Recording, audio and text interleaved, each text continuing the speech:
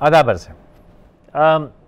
मैं हमेशा से जो हूँ हक़ में था 18th अमेंडमेंट की, यानी कि जो प्रोविंशियल डेवोल्यूशन है, मैं उसके हक़ में था। जब से ये हुआ कि जी पैसा जितना जो शहर या सूबा कमाएगा उसको उसी हिसाब से पैसे दिए जाएंगे, उसी हिसाब से डेवलपमेंट होगी, जितना रेवेन्यू जहाँ से जनरेट होगा वहाँ उतना ही इनपुट होगा। मैं हमेशा से इस चीज़ के हक़ में रहा हूँ और ज़ाती तौर पे मुझे लगता था कि ये सही है। गो कि मेरा ताल्लुक़ कराची से, सारी ज़िंदगी में कराची रहा, लेकिन कराची के हालात जब बहुत ज़्यादा कशीदा हुए, बहुत बुरा हाल हुआ, तो आखिर मैंने सोचा ज़िंदगी में कि यार क्या करना चाहिए, क्या मुल्क छोड़ के चला जाए इंसान। बहुत से मेरे दोस्त अहबाब सब एक एक करके आहिस्ता आहिस्ता मुल्क छोड़ के जाते रहे। मेरे रिश्तेदारों, अजीज़ अकारिब जो ख़ानदान है उसमें ज़्यादा लोग पाकिस्तान से बाहर हैं, कम लोग पाकिस्तान के अंदर हैं। बेशतर नौजवान नस्ल बाहर चली। मैं सोचता कि मैं क्या करूँ, फिर वो मुझसे बर्दाश्त ना हुआ और उम्र भी नहीं थी कि इंसान दोबारा जाए स्ट्रगल करे। तो मैंने कहा कि यार बहुत से लोग पंजाब जा रहे हैं, लाहौर आया जाए। और मैं लाहौर आया और मैंने देखा कि वाकई यहाँ पे एक हुकूमत थी, एक एडमिनिस्ट्रेशन था, एक सिस्टम था जो कि चल रहा है। और शहबाज शरीफ साहब नो डाउट बहुत ज़बरदस्त किस्म के एडमिनिस्ट्रेटर थे, बेहतरीन उन्होंने काम किया। मैंने सुना उससे पहले परवेज़ इलाही साहब भी बहुत बेहतरीन काम किया, मैंने उनको देखा नहीं। और फिर ये नई हुकूमत आई और पंजाब में बुज़दार साहब को लगाया गया। और मैं यकीनन इस पे कोई मैं मतलब डिसऑन नहीं करूँगा, मैं बहुत ज़्यादा दुखी हुआ कि बुज़दार साहब ने आते ही साथ शहबाज शरीफ साहब के, परवेज़ इलाही साहब की जितनी मेहनत थी वो तकरीबन बर्बाद कर दी। आज मैं PTI से या बुज़दार साहब की शिकायत पे शो नहीं कर रहा हूँ। आज मेरे साथ ज़ाती तौर पे मेरे जहन में कुछ ऐसी बातें आई, कुछ ऐसी सोच आई जो मैं आपसे शेयर करना चाहता हूँ। तो जब बुज़दार साहब की हुकूमत और कल का शो जो है मेरा, मैंने बहुत अग्रेसिवली और बहुत ओपनली ये शिकायत की इमरान खान साहब से कि साहब पंजाब हुकूमत को हटा दिया जाए, जो कि मैं शायद अब भी मेरे दिल में वही बात हो। लेकिन आज उससे ज़्यादा बड़ा सवाल ये है कि क्या हम दो लोगों के हाथों मजबूर है कि अगर शहबाज शरीफ नहीं होगा तो पंजाब बर्बाद हो जाएगा, अगर परवेज़ इलाही साहब चीफ मिनिस्टर नहीं बनते शहबाज शरीफ के बाद तो पंजाब नहीं चल सकेगा। क्या कोई और शख्स हमारे पास ऐसा नहीं है जिसको हम ये काम दे सकें? अच्छा, फिर मेरी एक और अजीब सी आदत है, मैं शिकायत करने से पहले या गम करने से पहले खुद ये सोचता हूँ। अक्सर मगर लोग बाथरूम में गाते हैं, मैं शीशे के आगे खड़े होकर ये सोचता हूँ कि यार अगर मैं चीफ मिनिस्टर होता पंजाब का तो मैं क्या करता। और जवाब आईने से ये आता है कि मेरे अच्छे खान भी कुछ नहीं कर सकते थे। मुझे आप सिंध का चीफ मिनिस्टर बना दे, मैं कुछ भी नहीं कर सकता। आप मुझे KP के चीफ में कुछ नहीं कर सकता। आप मुझे वजीर आजम बना दे, मैं कुछ नहीं कर सकता। मैंने हमेशा नवाज शरीफ के डिफेंस में यह कहा कि भाई प्रोविंशियल रेवोल्यूशन हो गई है, आप नवाज शरीफ को कैसे मुलजिम ठहराते हैं अगर पाकिस्तान में एजुकेशन नहीं है। डिफेंस सही है, लेकिन बॉटम लाइन ये है कि पाकिस्तान का तो कबाड़ा हो गया क्योंकि प्रोविंशियल रेवोल्यूशन हुई है। अब समझ में नहीं आ रहा कि मैं कातिल के हाथ पे, किस कातिल के हाथ पे खून ढूंढूं? क्या चीफ मिनिस्टर से सवाल करूं, गवर्नर से सवाल करूं, मिनिस्टर से सवाल करूं, चीफ मिनिस्टर से सवाल करूं, फेडरल में किससे पूछूं यार तुमने मेरे साथ क्या किया? एक बड़ी जबरदस्त किस्म की कंफ्यूजन फैली हुई है। ये ख्यालात मेरे जहन में क्यों आए? क्योंकि कल तो मैं बहुत खिलाफ था इन मामलात के। आज दोपहर एक खबर चली चंद पीपल्स पार्टी से रिलेटेड कुछ अहम गिरफ्तारियों की। उनकी हकीकत क्या मुझे नहीं मालूम, लेकिन मैं जब TV देखा, उस्ताद ने कहा है कि अगर समझना है कि दुनिया में क्या होता है तो जो चीज़ खबरें आती रहें, जो चीज़ देखो वो लिख लो कि किस तारीख को कितने बजे क्या हुआ और उसके बाद क्या हुआ, तो बहुत कुछ तुम्हें समझ में आ जाएगा। तो साहब 20 दोपहर में खबर आई कि चंद अहम गिरफ्तारियाँ हुई हैं दुबई में, और उसके फ़ौरन बाद एक घन घरशती हुई प्रेस कॉन्फ्रेंस हुई और बिलावल ने तकरीबन 1 घंटा तकरीर की, सवालात लिए और बार बार हमने अस्पताल बनाए हैं, provincial devolution, NICVD national institute of cardiovascular disease और NICH national institute of child health, और हमने ये किया और जब पैसे आए हमने ये किया और जब प्रोविंशियल डेवोल्यूशन हुई और यूँ हमारे पर जिम्मे। बल्कि सुनाइए बिलावल ने क्या कहा, जरा सुनाइए। सिंध हुकूमत का तारीफ़ भी करता हूँ और मुबारकबाद भी देता हूँ कि 18वीं तरमीम के बाद, डेवोल्यूशन के बाद जब आपके ऊपर ज़्यादा ज़िम्मेदारी सौंपी गई तो जिस तरीके से सिंध हुकूमत ने परफॉर्म किया, सिंध हुकूमत ने पूरे मुल्क को दिखा दिया कि जो हमारा 18वीं तरमीम के क्रिटिक्स थे जो 1 यूनिट चाहते हैं, तब चाहते थे और आज भी चाहते हैं, वो कहते रहे कि हमारे पास तो कैपेसिटी नहीं है, सूबे तो ये काम कर ही नहीं सकते हैं, और सिंध हुकूमत ने करके दिखा। सिंध हुकूमत ने क्या काम कर दिखाया? सिंध हुकूमत ने, इन्होंने इस तकरीर में कम से कम, ऐसी नंबर बोल रहा हूँ, 149 दफ़ा, मतलब बहुत सारी दफ़ा इन्होंने हेल्थ की बात की, अस्पतालों की बात की। बिलावल पता नहीं कभी सिविल अस्पताल गए हैं कि नहीं गए, कभी मुझे नहीं पता कि ये बार बार दिल का इलाज। एक अस्पताल है जिसमें मज़े की बात है, जिस साइबर नाइफ की बात करते हैं, इसका सिंध गवर्नमेंट से कोई ताल्लुक़ नहीं है। जहाँ तक मेरी इत्तला है, ये कौन सी एसोसिएशन है, पेशेंट्स वेलफेयर एसोसिएशन है या कोई उस किस्म की एसोसिएशन है जिसकी डोनेशंस और पैसों से वो साइबर नाइफ लगी है, वही चलाते हैं। सिंध गवर्नमेंट का उसको खास था, उन्होंने सिर्फ जगह दी है और ये रोज़ कहते हैं साइबर नाइफ, और साथ में बताते हैं कि national institute of cardiovascular NICVD बना दिया और ये कर। क्या इनको अंदाज़ा है कि कराची में 2.5 से 2.25 करोड़ लोग रहते हैं और उनके पास कोई इज़्ज़तदार तमीज़दार अस्पताल नहीं है? जिना अस्पताल पे तो झगड़ा चल रहा है, वो फेडरेशन को वो कोर्ट ने फैसला कर दिया कि फेडरल का इस पर ये बहुत बिलबिला रहे हैं कि इनको जिना अस्पताल वापस चाहिए, लेकिन बाकी अस्पताल, क्या इन्होंने कभी गौर फरमाया है कि कराची में या सिंध में तालीम का क्या हाल है? 2 दिन से हम सिंध में जो चीटिंग हो रही है 9वीं 10वीं के इम्तिहान में, उसकी हम बात कर रहे हैं। कभी इन्होंने गौर फरमाया है कि सिंध के इंफ्रास्ट्रक्चर का क्या हाल है? साईं मेरे, कभी कराची की वो बड़ी बड़ी शाहराएँ जिन पर इनकी अरबों रुपए की गाड़ियाँ घूमती हैं, वो शाहराएँ भी जो कि टूटी हुई हैं, इन्होंने मेन रोडों से कभी हटे हैं?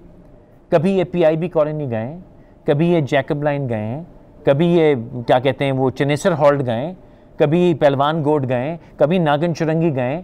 कभी इनको आइडिया है रणछोड़ लाइन में लोग कैसे रहते हैं? इनको पता है आराम बाग और लाइट हाउस का क्या हाल है? इनको पता है हैदराबाद का क्या हाल है? इनको कभी अंदाज़ा है कि ये जो सड़क इनके घर जाती है लाड़काना नवाबशाह होती हुई, उसके अलावा इनको कभी सखर का हाल इन्होंने देखा है? इन्होंने कभी इंफ्रास्ट्रक्चर का हाल देखा है सिंध का? इनको कोई अंदाज़ा है कि health care, education, infrastructure, road? अरे सरकार मेरे साईं, सिंध में कचरा नहीं उठता, लाखों टन, हजारों टन कचरे को रोज आग लगाई जाती है कराची शहर में, क्या पूरे सिंध में? क्या मेरे सरकार को आइडिया है कि कुरंगी क्रीक जिसके ऊपर बड़े बड़े लोग रहते हैं, वो असल में एक गटर है, उसमें तमाम इंडस्ट्रियल वेस्ट जाती है, शहर की वेस्ट जाती है।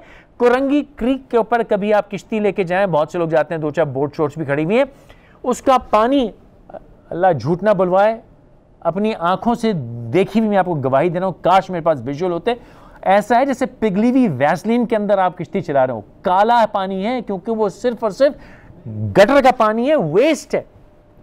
ये मुझे बता सकते हैं माजरत के साथ कि सिंध में, अरे सिर्फ कराची की बात करता हूं, कराची में 2-2.5 करोड़ लोग सुबह सुबह जब लेटरीन जाते हैं तो वो सॉलिड वेस्ट कहां जाता है? इनको पता है साईं को कि solid waste disposal management processing का कोई एक चीज थी कराची में, नाम था गटर बागीचा।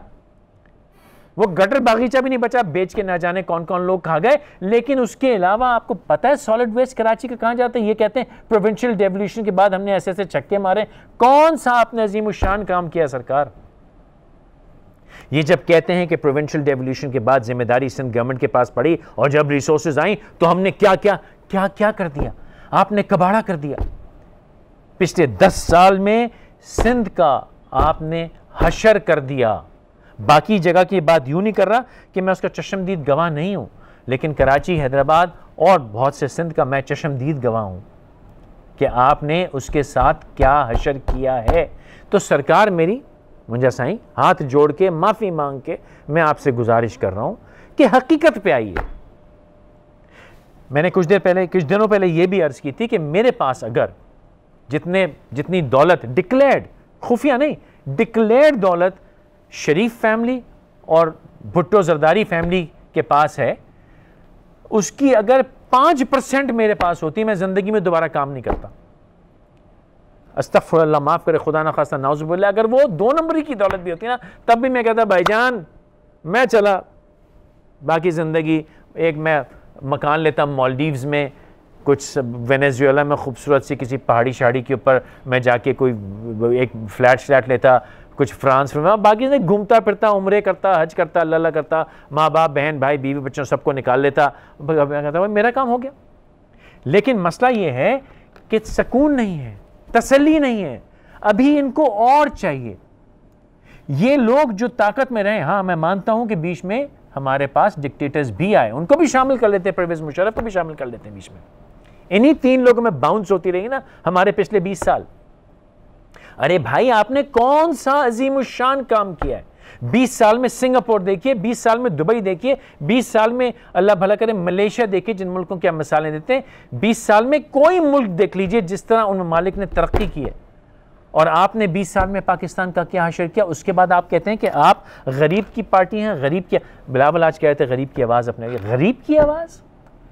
अगर गरीब की आवाज़ कराना, चीखना, रोना, पीटना, मातम करना है तो फिर तो आप लोग वाकई गरीब की आवाज़ हैं। लेकिन गरीब की आवाज़ है कि या अल्लाह तेरा शुक्र है हम कितने बेहतरीन मुल्क में रहते हैं, तो फिर आप लोग गरीब की आवाज़ नहीं है। तो फिर ये गेम क्या है? नवाज शरीफ साहब क्यों फंसे हुए हैं? क्यों उनसे यह नहीं हो रहा कि वो छोड़ छाड़ के चले जाएं? क्योंकि वो इस चक्कर में फंसे हुए कि किसी ना किसी तरह बेटी को सियासत मिल जाए। लेकिन सियासत से क्या करना है? ज़रदारी साहब की सबसे बड़ी एफर्ट क्या है? एक एफर्ट तो ये है इन दोनों की कि अपना, मुझे भाई मैंने आंख से नहीं देखा, अल्लाह माफ़ करे मैं बिला झूठी गवाही दूं, लेकिन बज़ाहिर जो आपके ऊपर नैब के केसेस हैं, जो इल गॉटन वेल्थ है, चले मैं उसको नहीं कहता, मैं झूठी गवाही देने वाला आदमी से नहीं है, जो आपके ऊपर केसेस हैं नैब के, वो किसी तरह ख़त्म हो जाए, मामला ठंडा हो जाए। लेकिन आज मुझे बिलावल की तकरीर से ये समझ में आया कि मसला सिर्फ माजी की दौलत बचाना या केसेस ख़त्म करना नहीं है, मसला है to continue to stay in power. आप लोग कंटिन्यू करना चाहते हैं कि आपके पास सियासत रहे। शहबाज शरीफ साहब, जहां से मैंने बात शुरू की थी, 10 साल हुकूमत करके गए पंजाब के ऊपर, लेकिन उनके जाते साथ सिस्टम कोलैप्स कर गया। हाँ मैं मानता हूं उनके जाने के बाद जीटी रोड टूट रही है, उनके जाने के बाद शहर में चीजें टूट रही हैं, उनके जाने के बाद पंजाब बिल्कुल केओस में है। लेकिन अगर 10 साल एक शख्स एक सूबे पे हुकूमत करके गया हो, जबकि प्रोविंशियल डेवोल्यूशन हुई भी थी, तो क्यों पंजाब में 10 साल में पूरा पंजाब मैट्रिक पास नहीं है? क्यों 10 साल में यहां की पुलिस नॉर्वे की पुलिस की जैसी नहीं है? क्यों 10 साल में यहां पे पंजाब में इंडस्ट्रियल स्मॉल इंडस्ट्री का रेवोल्यूशन क्यों नहीं आया? क्यों पंजाब में 10 साल में 20 यूनिवर्सिटीज नई नहीं बनाई गई? क्यों पंजाब में 10 साल के अंदर वो डेवलपमेंट, हाँ रोडें बनी मैं मानता हूं, हाँ इकोनॉमी चली मैं मानता हूं, हाँ हालात बहुत बेहतर थे मैं मानता हूं, लेकिन एडवांटेज था, कोई सिस्टम नहीं बनाया गया, कोई टीम नहीं बनाई गई, कोई प्रोसेसेस नहीं बनाए गए। एक शख्स जिसका होल्ड था, बेहतरीन एडमिनिस्ट्रेटर थे शहबाज शरीफ साहब, मैं मानता हूं, मैं कायल हूं उनकी एडमिनिस्ट्रेशन के, लेकिन ये लीडर ना हुआ कि जिसके जाने के बाद सारा सिस्टम कोलैप्स कर जाए। यानी कि उन्होंने वो पन्नी लगाई हुई थी सिस्टम में कि मैं नहीं तो कुछ भी नहीं, मैं गया तो system collapse. And that is why आज मैं इन दोनों लीडर्स को मुकम्मल तौर पे रिजेक्ट करता हूं जाती तौर पे। हालांकि मैं फिर कहता हूं, मैं शहबाज शरीफ का आपके बहुत बड़ा फैन हूं। उन्होंने एक ऐसा शहर बनाया जहां पाकिस्तान भर के लोग आके इज्जत से रह सकते थे, लेकिन आज समझ में आता है कि उन्होंने कुछ भी नहीं बनाया। उन्होंने अपनी जागीरदारी बनाई कि वो नहीं तो कुछ भी नहीं। ठीक है, कुछ दिन या कुछ भी नहीं हम बर्दाश्त कर लेंगे, लेकिन सवाल ये उठता है क्या प्रोविंशियल डेवोल्यूशन ने फ़ायदा किया? क्योंकि इमरान खान साहब जगह जगह जाके 3 दिन से 4 दिन से कि भाई ये 18th अमेंडमेंट के बाद प्रोविंशियल डेवोल्यूशन मैं तो कुछ भी नहीं कर सकता, और साथ में बिलावल बार बार कहते हैं 18th अमेंडमेंट ना प्रोविंशियल डेवोल्यूशन पे कोई नहीं हाथ लगाएगा। क्यों? पैसे क्यों? खैर एक वक्फा लेना है, उसके बाद 2-4 बातें और करूंगा, फिर मैं वहां से तारुफ कराऊंगा ये क्यों सियासत में रहना चाहते हैं, क्यों 18th अमेंडमेंट से इन लोगों को खौफ है। एक वक्फे के बाद बात होगी।